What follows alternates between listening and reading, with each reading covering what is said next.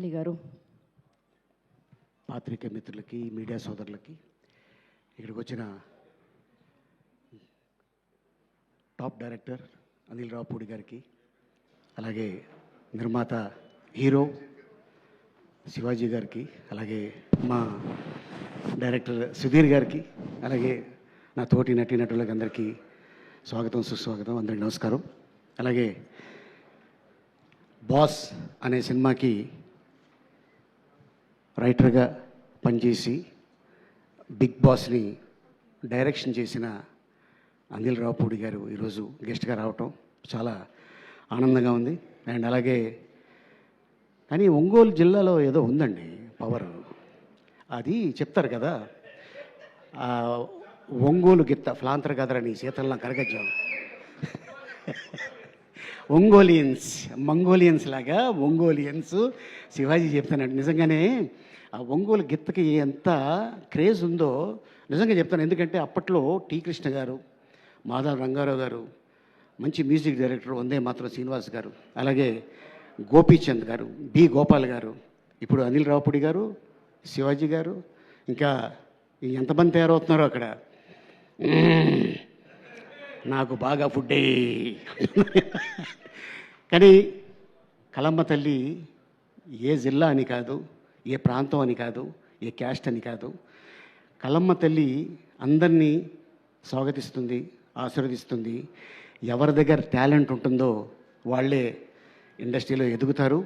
For example Shivaji ఎక్కడి నుంచి వచ్చాడు అనేది తన లైఫ్ నేను చూశాను. ఈ రోజున తను పక్కన యాక్ట్ చేస్తూ అన్న ఒక చిన్న షార్ట్ ఏమని చెప్పరా, మా ఊళ్ళో చూపించుకుంటాను అని చెప్పేవాడు. అట్లాంటి శివాజీ నిర్మాతగా నేను యాక్ట్ చేయటం, నాకు చెక్ ఇవ్వటం నిజంగా నాకు చాలా ఆనందంగా ఉంది. శివాజీ ఎక్కడి నుంచి వచ్చావు అనేది మర్చిపోవు నువ్వు, నాకు తెలుసు. అప్పుడు ఎలా ఉన్నావు, ఇప్పుడు అలాగే ఉన్నావు, ఇలాగే ఉండు, ఆల్ ది బెస్ట్. సో ఎందుకంటే తనతో పాటు చాలామంది ట్రావెల్ అవుతుంటారు ఆఫీస్లో, ఎప్పుడు నిరంతరం ఫుడ్ పెడుతూనే ఉంటాడు. ఫర్ ఎగ్జాంపుల్ ఇక్కడే ఉన్నాడు మన చిత్రం సీను. ఎస్, సో అందరినీ నా వాళ్ళు అనుకున్న వాళ్ళందరినీ పిలిచి వేషాలు ఇస్తుంటాడు. వాళ్ళకి తనకు తోచింది అంటే మరీ వాళ్ళు అనుకున్న అమౌంట్ ఇవ్వకపోయినా ఎంతో కొంత అమౌంట్ ఇచ్చి వాళ్ళని సాటిస్ఫై చేస్తాడు. That is great thing. And Sudheer విషయంలో చెప్పాలంటే first time debut film, and all the best Sudheer. ఎందుకంటే నేను చాలామంది ఆల్మోస్ట్ నేను యాక్ట్ చేసిన సినిమాలు ఫిగర్ నేను చెప్పుకోను, కానీ చాలామంది డేటర్లను చూసా. ఆల్మోస్ట్ ఇంకో 2 years పోతే ఇండస్ట్రీకి వచ్చి 50 సంవత్సరాలు అవుతుంది. 1978లో ఎంటర్ అయ్యాను, 78లో ఎంటర్ అయ్యాను ఇండస్ట్రీకి. అదే వీడిని చూస్తుంటే, రోహన్ని చూస్తుంటే నా చిన్నతనం గుర్తుకు వస్తుంటుంది. డ్రామా జూనియర్స్ ఆల్మోస్ట్ ఒక 6 or 7 నీకు 6 years ఉంటాయా, 5 1 year ఎక్స్ట్రా చెప్పాను, సారీ ఏమనుకోకు. 5 years వీడికి సెకండ్ ప్రైజ్ వచ్చింది రాత్రి 1 గంటకి. నాకొద్దు, నాకు అదే కావాలి ఫస్ట్ ప్రైజ్ అనుకొని తీసుకుని వెళ్ళిపోతున్నాడు. వాళ్ళమ్మ ఎవరే ఎవరే ఎవరే ఎవరే అని, వాళ్ళ అమ్మ మీ అమ్మగారు వచ్చారా, ఏమో ఎక్కడున్నారు, మీకు గుర్తుందా, అరే రే అలా తీసుకోకూడదురా అని చెప్తే ఈడు రాత్రి 1 గంటకి నేను కప్పు నన్ను తీసుకొని స్టూడియోబెట్టికి వెళ్ళిపోయాడు. మళ్ళీ ఆయన లాక్కొచ్చి అది కాదని చెప్పి ఆడికి ఒక స్వీట్ బాక్స్ ఇచ్చి మళ్ళీ ఒక చాక్లెట్ బాక్స్ ఇచ్చి సెకండ్ ప్రైజ్ ఇచ్చాను. కానీ అప్పుడే అనుకున్నా ఆడు నిజంగా చాలా పెద్ద యాక్టర్ అవుతాడని ఎందుకో నాకు అనిపించింది.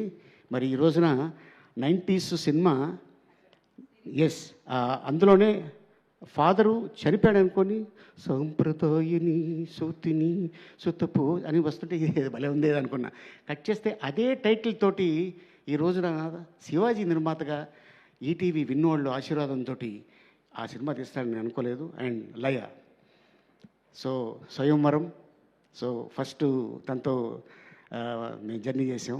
అండ్ ఈ రోజున మళ్ళీ తనకి చక్కగా పెళ్ళి అమెరికా వెళ్ళి 2 పిల్లలు, మీ అమ్మాయి కూడా త్వరలోనే హీరోయిన్గా చూస్తాయేమో అనుకుంటున్నాం. అండ్ నువ్వే హీరోయిన్గా ఉన్నావు, మీ అమ్మాయి కూడా హీరోయిన్, అదేంటో. కానీ మీకు ఏం తింటారు, మీరు ఏమైనా తినేది ఏమైనా ఉందా అంటే నన్ను కూడా చాలామంది అడుగుతారు మీరు ఏం తింటారండి అని. నేను చెప్తాను నేనేం తింటాను. And Shivaji, all the best. And director గురించి చెప్పాలంటే ఫస్ట్ డే రూమ్లోకి ఎంటర్ అయ్యి నా క్యారెక్టర్ చెప్పాడు ఆయన. సార్ ఇది సార్ ఇలా అనుకుంటున్నాను, ఓకే డన్ అని చెప్పి షూటింగ్కి వెళ్ళాం.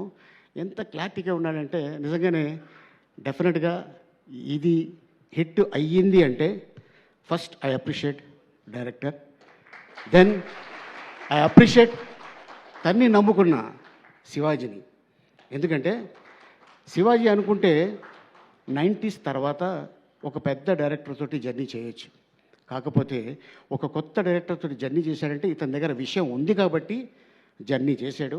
సో డెఫినెట్గా శివాజీ అండ్ సుధీర్ డెఫినెట్గా ఇది నేను చెప్తున్నాను కదా, హిట్ అయితే ఇండస్ట్రీ నిన్ను భుజాల మీద మోస్తుంది.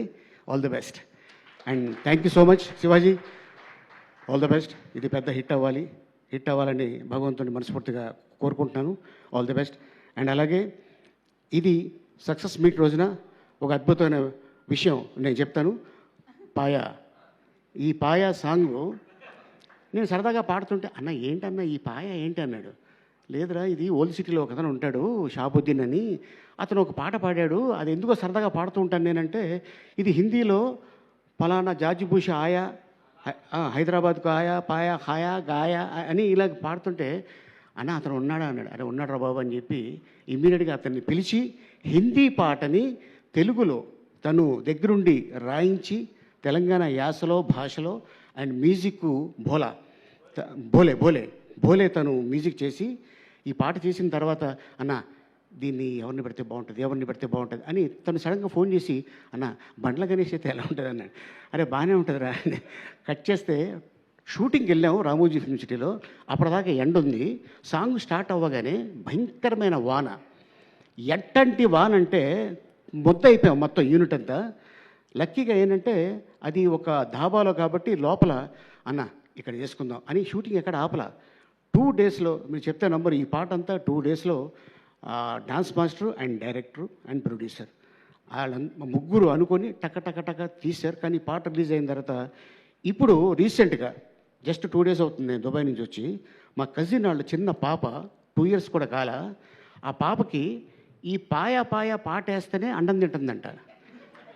అన్న ఏంటన్నా ఈ దీంట్లో మ్యాజిక్ ఏంటన్నా అన్నాడు. అరే మీ అమ్మాయి పాయ తింటలేదు కదా, భోజనంగా తింటుంది, అది ఏరా పాట ఏరా అన్న.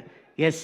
సో అట్టాగే మొన్న రిలీజ్ అయిన సినిమా బిగ్ బాస్ గారిది మనశంకర వరప్రసాద్ మీసాల పిల్ల, అసలు అది మామూలు విషయం కాదు.